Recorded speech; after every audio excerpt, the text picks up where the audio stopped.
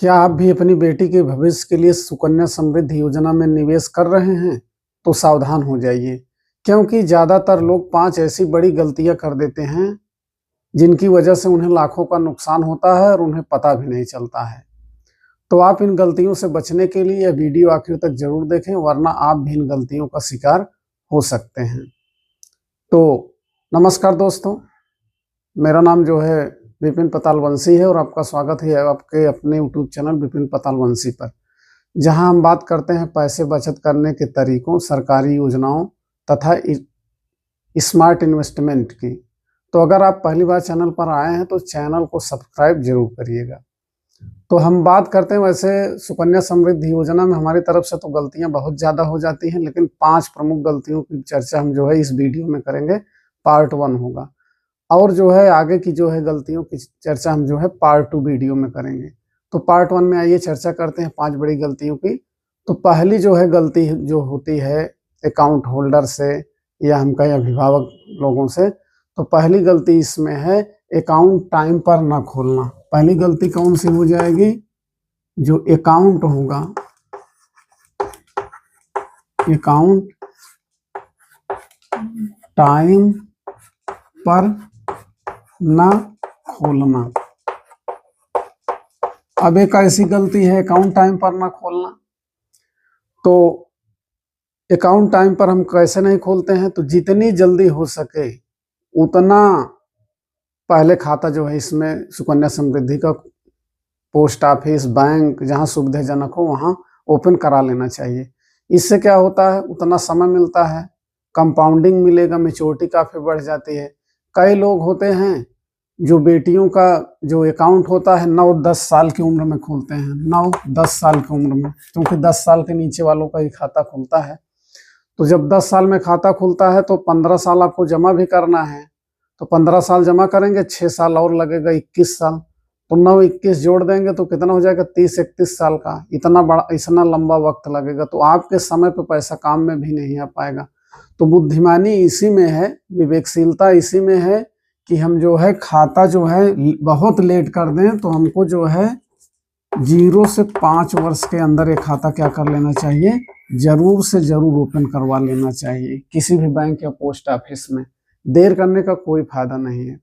और इस एज में खुलवाएंगे तो एकदम फायदेमंद भी रहेगा। आप 21 वर्ष में मेच्योरिटी होगी, तो अगर मान लीजिए 5 साल में भी खाता ओपन होता है तो 21-5 जो है 26 वर्ष।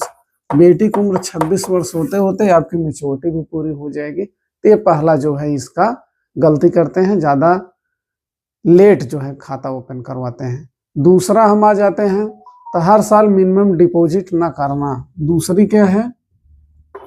दूसरा, हर साल या वर्ष कहें, हर साल मिनिमम डिपॉजिट ना करना। मिनिमम डिपॉजिट का मतलब रुपया 250 रुपया है, तो इसको जो है हमको डिपॉजिट करना है। हालांकि ये तो मिनिमम है, इतना जमा करेंगे तो बहुत ज़्यादा मेच्योरिटी आपको मिलेगी भी नहीं। तो लेकिन अगर ये जमा भी नहीं करते हैं, लोग भूल जाते हैं और अकाउंट उनका क्या हो जाता है? इनएक्टिव हो जाता है। इससे इंटरेस्ट तो कम होगा ही, बाद में आपको जो है पेनाल्टी भी इस पे लग सकती है। तो प्रश्न उठता है, इसका सोल्यूशन क्या है? तो इसके लिए सबसे अच्छा है कि आप अपने मोबाइल से ऑटो रिमाइंडर सेट कर लें, या इसका सबसे अच्छा विकल्प है अपने बैंक में ऑटो डेबिट एक्टिव कर लें, जिससे आपके बैंक खाते से एक निश्चित धनराशि एक निश्चित तिथि को क्या हो जाएगी? ऑटो डेबिट हो जाएगी। तो आपके भूलने का, दूसरे काम में व्यस्तता की वजह से ऐसी स्थिति ही नहीं होगी। फला अमाउंट, मान लीजिए अगर आप 1000 महीना जमा कर रहे हैं तो 1000 बैंक में अपने ऑटो डेबिट कर लेंगे। तो उसमें से हर महीने की जिस तारीख को करेंगे, 1 से 5 को करना भी है, ये नहीं कि 5 तारीख के बाद, हर 1, 2, 3, 4, 5 इतने तारीख में आपको जो है ऑटो डेबिट एक्टिवेट करना है।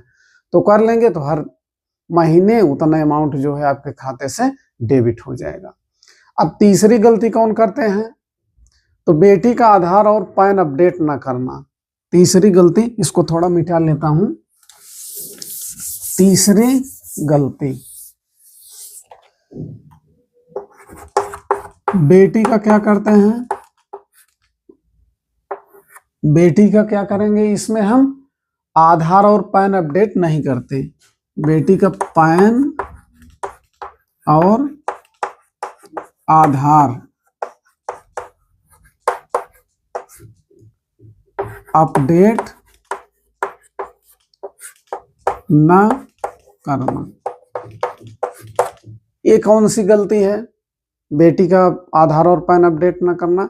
देखिए, बैंक व पोस्ट ऑफिस अक्सर केवाईसी मांगते रहते हैं, तो अगर केवाईसी इनकम्प्लीट हो जाए तो अकाउंट क्या हो जाएगा, आपका फ्रीज भी हो सकता है।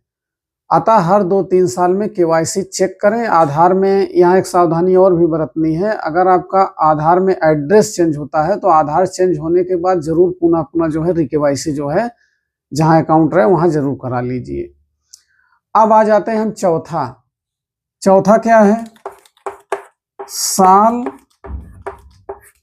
के अंत में पैसा जमा करना। साल के अंत में पैसा जमा करना, कई लोग जो है होशियार होते हैं कि साल के अंत में पैसा जमा करते हैं। जैसे आ गया टैक्स फाइलिंग होने लगता है ITR का, तो साल का उनका क्या रहता है, फरवरी तक उनको जो है पूरा अपना डिटेल देना है, तो क्या करेंगे, उसी महीने में फरवरी मार्च में पैसा जो है जमा करेंगे। तो ऐसी गलती करने से क्या होगा, ऐसा करने के पूरे साल का कंपाउंड बेनिफिट क्या हो जाएगा, कम हो जाता है। क्योंकि हम जानते हैं सुकन्या समृद्धि योजना में जो ब्याज की गणना होगी मार्च में जरूर मिलेगा, लेकिन उसकी गणना हर महीने होगी, सरकार आपके न्यूनतम बैलेंस को देखती है। तो ऐसे क्या होगा, कंपाउंड बेनिफिट आपका कम हो जाएगा। इसके लिए क्या करना है कि अप्रैल महीने से जो फाइनेंशियल ईयर आएगा 1 अप्रैल से ही पैसा जो है जमा करें या डिपॉजिट करना शुरू कर दें। तो अगर हम तुलना करेंगे ये पैसा लास्ट में जमा करने का शुरू के महीने में, जैसे अप्रैल में जमा कर रहे हैं फिर लास्ट में अगर जमा कर रहे हैं, तो दोनों तिथियों की तुलना करेंगे तो 21 साल में लाखों का अंतर आ जाएगा। इसलिए अप्रैल महीने से ही जमा करें। अब 5वीं बड़ी मिस्टेक, जो अंतिम बड़ी मिस्टेक आ जाती है, अकाउंट ट्रांसफर ना करना। 5वां, अकाउंट ट्रांसफर न करना।